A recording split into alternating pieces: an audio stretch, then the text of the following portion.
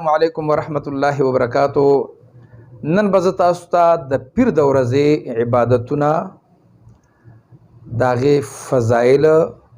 د خپل حاجت دپاره عبادت سړی په کم وخت کې وکړي د حدیثو په رڼا کې به تاسو ته زه هغه ښایم.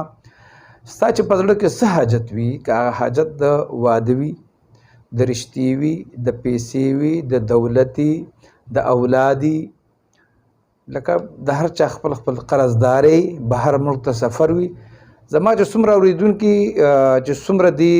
یا په دنیا کې چې څومره خلک دي، نو د ډېرو کمو خلکو به دوه یو شان حاجتونه به وي. د هر چا په زړه کې خپل ارمان، خپل امید دی. نو خو دې ویډیو ته به غوږ نیسئ او دا خبرې به په دماغ کې ږدئ چې تاسو نه بیا لکه ما نه بیا نه په وټساپ ته پوسټ کوئ. نو دې ته غوږ شئ چې د اول درته ښیم چې د پیر ورځ ته د دومره فضیلت او دغې ورځ باندې عبادت ته فضیلت ولې حاصل دی. نو حضور کریم صلی الله علیه وسلم چې کوم دی د پیر او د جمعرات په ورځ به اکثر روژه نیوله، او حضور السلام فرمایي چې په دې دوه ورځو باندې د انسان اعمال چې کوم دی د الله دربار ته پیش کیږي. او بل پکې د فضیلت د دې ورځې فضیلت وجه دا ده چې حضور کریم صلی الله علیه وسلم د دنیا ته هم د پیر په ورځ تشریف راوړو. د پیر په ورځ اولنۍ وحی د قرآن چې کومه ده د پیر په ورځ نازله شوې وه. هم په دې ورځ باندې حضور السلام د مکې نه مدینې ته هجرت کړی و. هم په دې ورځ باندې حضور السلام مدینې ته رسېدلی و، او په دې ورځ باندې حضور السلام د دنیا نه پرده کړې وه. او په دې ورځ باندې الله رب العزت حضور السلام ته فتح مکه ورکړې وه. مکه فتح چې کومه د پیر ورځ وه. او سوره مائده هم په دې ورځ باندې نازله شوې وه. او د پیر د ورځې یو فضیلت دام دی چې حضور کریم صلی الله علیه وسلم فرمایي چې د پیر او د جمعرات په ورځ، د پیر په ورځ باندې د اسمانونو دروازې کولاو شي، د مسلمانانو مغفرت کیږي. او د حضرت ابو هریره رضی الله تعالی عنه نه روایت دی چې حضور کریم صلی الله علیه وسلم فرمایي چې د پیر او د جمعرات په ورځ باندې د اسمان دروازې کولاو شي، او الله رب العزت هغه انسان چې هغې شرک نه وي کړی د هغه ټول ګناهونه معاف کوي. خو په دې ورځ باندې عبادت په کوم ټایم کې پکار دی؟ زه تاسو څومره چې بیانوم دا د حدیث په حواله باندې بیانوم، او وخت ضروري دی چې کوم ټایم د حدیث نه ثابت دی په مغه ټایم باندې به 2 رکعاتې که 10 رکعاتې که 12 رکعاتې، نو د هر ورځ خپل خپله طریقه کار دی. نو حضور السلام فرمایي څوک چې د نور خطو ټایم کې 2 رکعاته لمونځ وکړي او سلام اړولو نه پس 2 رکعاته نفل وکړي، سلام اړولو نه پس لزل استغفار وي او لزل درود شریف وي،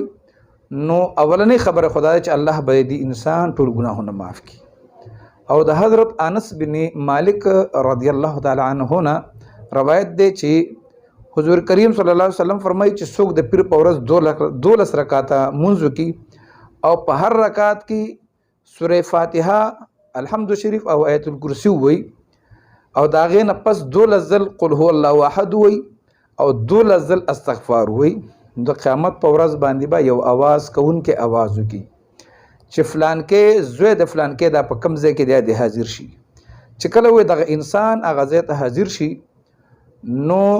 دته به الله رب العزت زر جوړې د جنت ورکي، او په سر باندې به د بزرګۍ یو تاج کې ښودلی شي د دې 12 رکعاتو په بدله کې چې د خاص الله لکړي دي. زر جنتی جوړې بول ورکړی شي د قیامت په ورځ، او په سر به یو خاص تاج کې ښودلی شي، او حکم به ورته وشي چې ته جنت ته داخل شه، او 1,00,000 فرشتې به د داسې پروټوکول کې رواني تر دې پورې چې دا به د زر جنتی نورانی محلونه به دا تیر شي، دا به دل الله ورکړي، او دا به جنت کې په هغه ځای کې دا محلونه به د وي، او په دغه ځای کې به دا لکه جنتی بشي، جنت ته اوسېدونکی بشي. دا خو د آخرت ګټه ده. بل چې دغه مونځ ته وکړي، دغه مونځ نه پس چې په مصلی ناست دی، د هغې نه پس به الله رب العزت ته سوال وکړي، یا الله زما دا فلانکی مشکل دی چې ستا په زړه کې څه مراد دي. که زمونږ خویندې زما دا خبرې اوري، که زما روڼې اوري، بهر ملکونو کې مسافر دي، هغه ته تکلیف وي، بعضې وخت ملک ته تګ څه بندوبست نه جوړېږي، کور کې خرچه ته غواړي د خرچو څه بندوبست نه جوړي داغه چې څومره زما پښتانه اوریدونکي دي دا موږ په دې طریقه دی او دا غینه پس سوال تاسو د خپل سوال دعا چې کوم د تاسو د خپل طبيعت مطابق ته هغه د الله نو غواړي ان شاء الله العزيز پر امید دی یقین دی چې چونکه کوم خبره د حضور سلام نه ثابتي